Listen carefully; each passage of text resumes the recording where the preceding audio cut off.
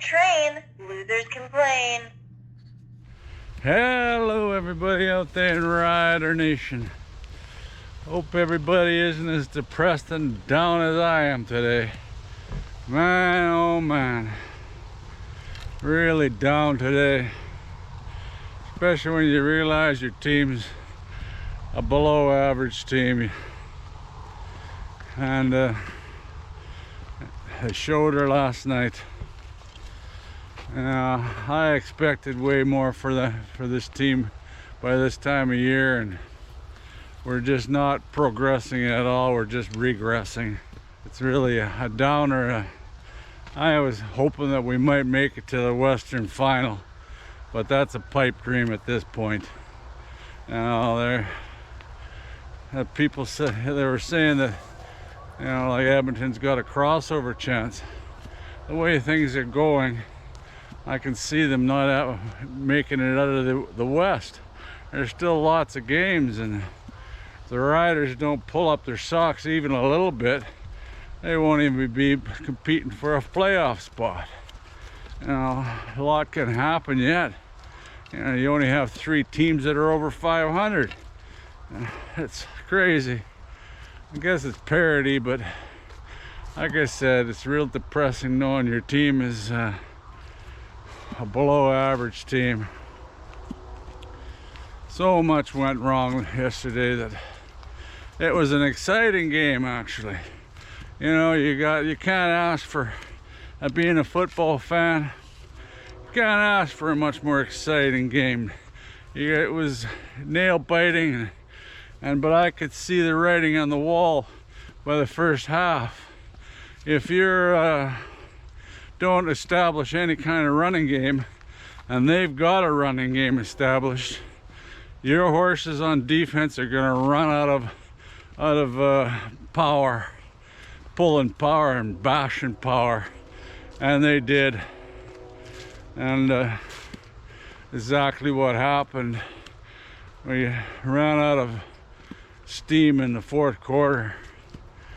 Maybe I can blame it on this smoke. It's terrible today. I'll probably be huffing and puffing more than normal today. It's pretty smoky here. I'm sure you can't see it in the camera, but I can taste it and smell it here today. Maybe that's their excuse, because I've got no answers. Absolutely no answers. I do know one thing. If you don't establish a running game, we're sunk. We are sunk. It's impossible. Like, they maybe got to try Bertrand Hudson in there, that new kid. He's got some size and he runs like a basher. You got to run like a power back. You got to run like a power back. We need something. Because if we don't have that running game established, teams are going to really beat up on us every game. Especially Jake, he did really good. And especially short of not having a running game. His hands are tied, and I was amazed we scored as many points as we did. People got mad about throwing it out of the end zone. I know it puts them in a bad situation, but what are you going to do? I'm sure we lead the league in runs that are caught behind the line of scrimmage, and that's due to blocking. I don't care what anybody says. If you're not even stopping the block so the guy can get to the linebackers, it's crazy. The minimum you should make on a first down on a running play is 4 yards. The minimum. And we're getting sometimes stuffed before we even get to the line of scrimmage. We've got to do something to adjust that running game. Otherwise, forget it. Playoffs, you're not going to make the playoffs or do anything in the playoffs without a running game. It's the same old story, Dickenson. We got to get better. When? When are you going to get better? And how? How are you going to get better? I don't know. I'm pissed off. The teams are even going to pick on us more because Jake, he likes hanging in that pocket, dead in the pocket. And he's damn patient in there. But I'll tell you what, teams will catch on to that quick. and they'll be blitzing right up the middle, which Edmonton did, and caught him for sacks a few times. He got smart on the one play. When I made a beautiful, if you got to see the guys, linebackers are coming at you, you got to have the quick option pass that has to be boom out of your hands, and he did it. I don't know, folks. We play Ottawa next, and you got a similar quarterback in Crum that plays just like Ty Ford.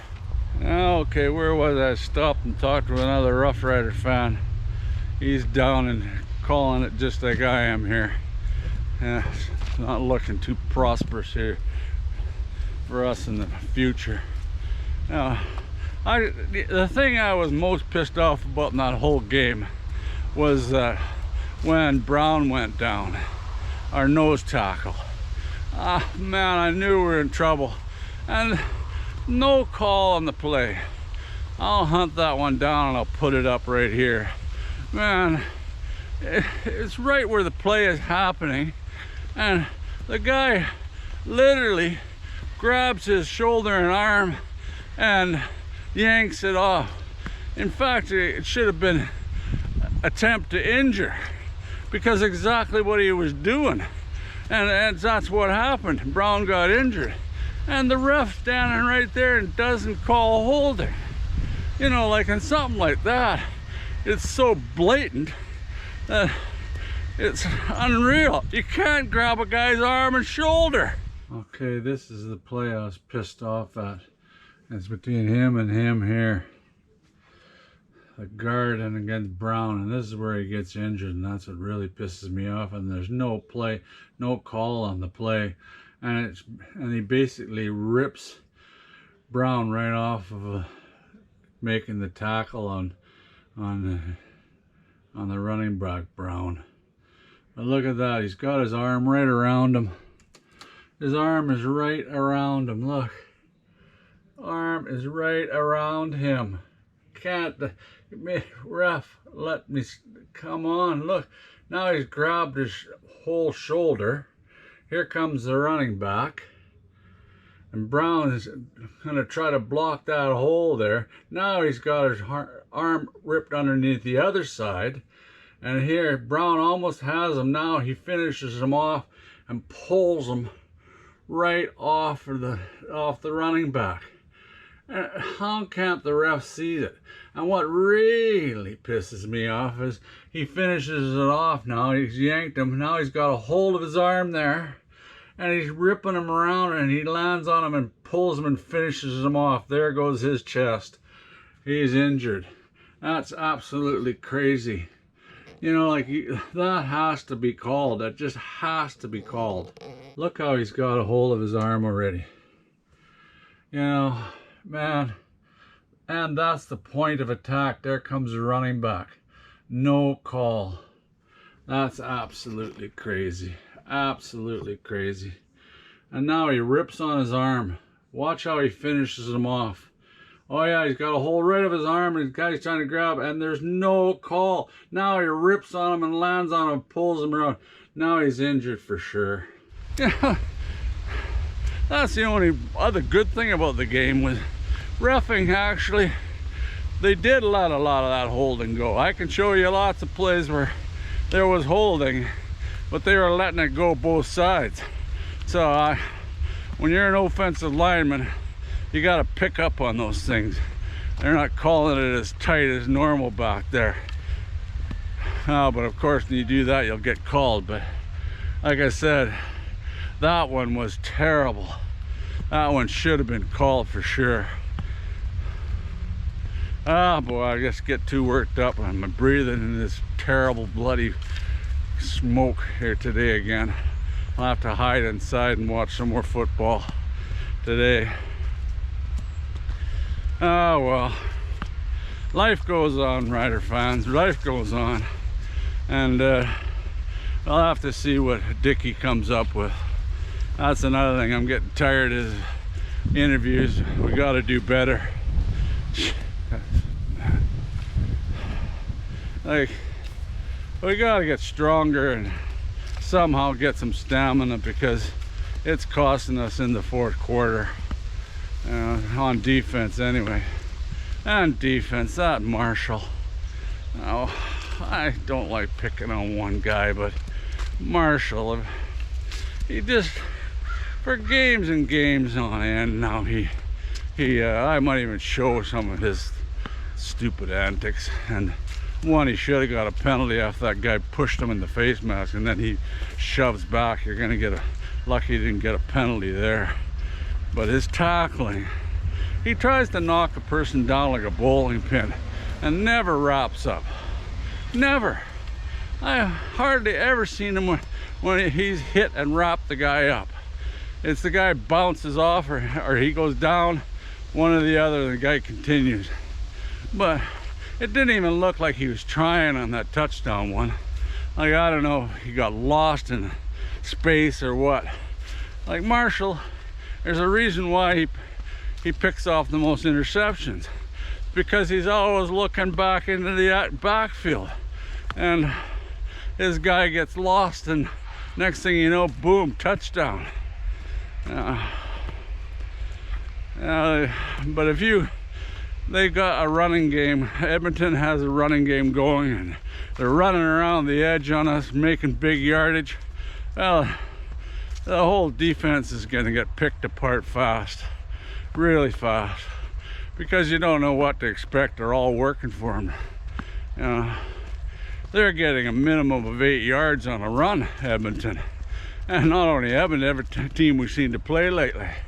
They're getting big yardage on the first downs, and that makes the game a lot simpler when you're only 2nd and 2 or 2nd and 1.